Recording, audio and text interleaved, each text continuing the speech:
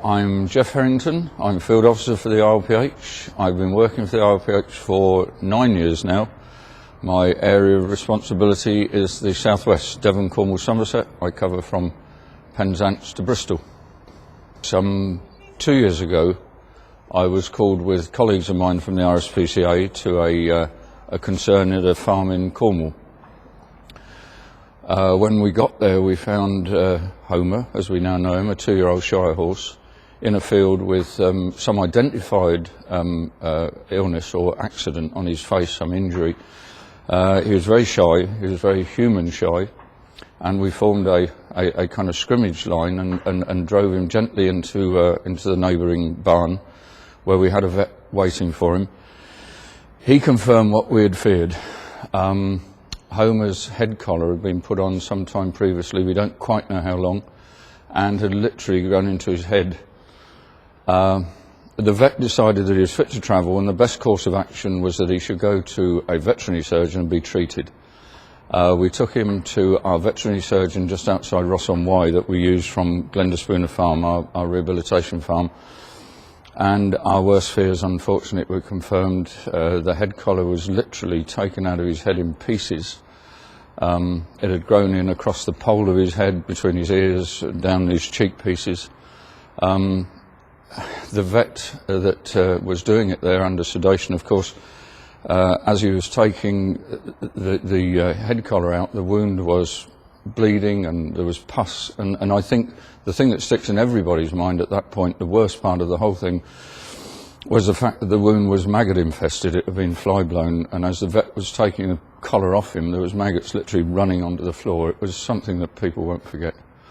The only good thing about it, I guess, was the fact that he was a young, strong, fit horse and had grown very quickly up to his 2 years.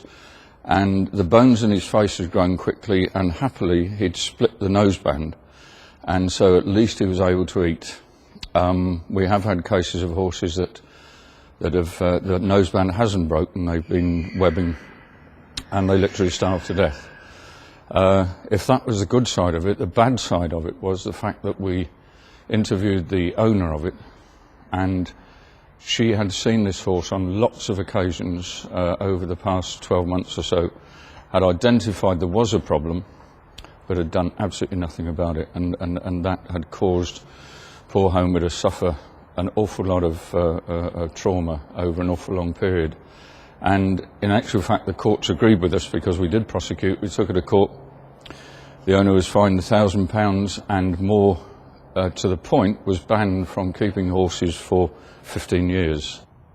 The actual medical side of the rehabilitation was reasonably straightforward, horrific although the injuries were, reasonably straightforward.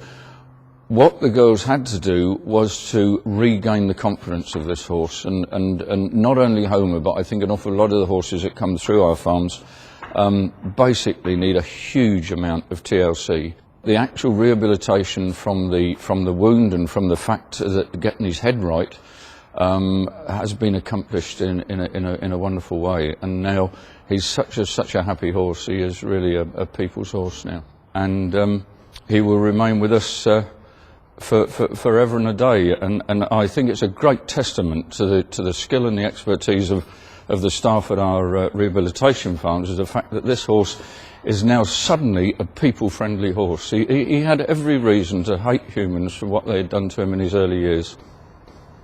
The field officer would love to follow histories of all the horses that they bring in and follow each one to its conclusion. Unhappily, we can't. And so it's an absolute treat today that I've seen Homer looking so well. The job satisfaction in that one thing is just immense.